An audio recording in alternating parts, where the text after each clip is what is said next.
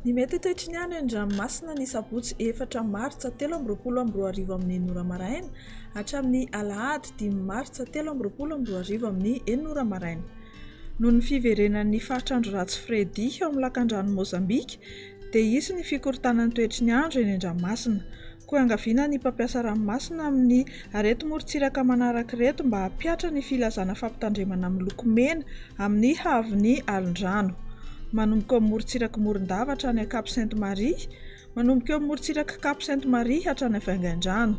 Filazana amin'ny loko mavo amin'ny havon'ny alin-drano ihany koa ho an'ny Cap Saint-André hatrany Morondava ary morontsiraka Vaingandrano hatrany Mananjary. Ho amin'ny morontsiraka Atsinanana, Cap d'Ambre hatrany Cap Est, andraona amin'ny tsitokotoko mety arahana oran'ny tandrivon-drahona indrindra ny alina. Ho avy avaratra na avaratra andrefana ny rivotra ka ho 9 hatramin'ny 20 km isan'ora, adimy mpanonja na hanonja-be ny ranomasina ary ny hahavon'ny onja dia 8,7 hatramin'ny 2,5 metatra. Cap Est hatrany Mahanoro, andraona amin'ny tsitokotoko mety arahana oran'ny tandrivon-drahona ny alina. Ho avy avaratra ny rivotra amin'ny ankapobeny ka ho 7 hatramin'ny 20 km isan'ora, hahatratra 7,30 km isan'ora indraindray. Adimy mpanonja na hanonja-be ny ranomasina, ny hahavon'ny onja 8,7 hatramin'ny 2,9 metatra. Mahanoro hatrany Tolaniaro, hanorana matevina.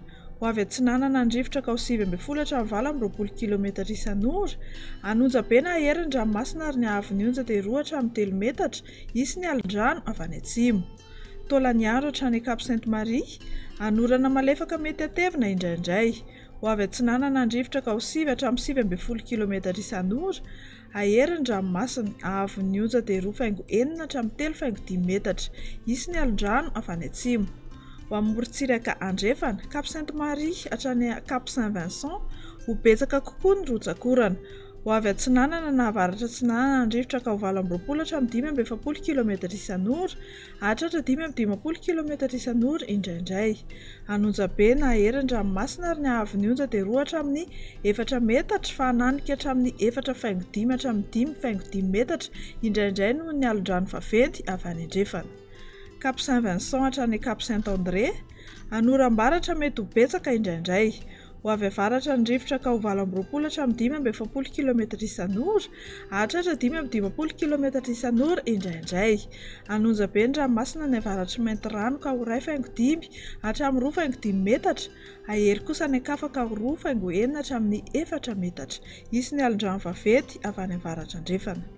Ho any Cap Saint-André hatrany Analalava dia hanorana tandrivon-drahona amin'ny tsitokotoko mety arahan-kotroka indraindray.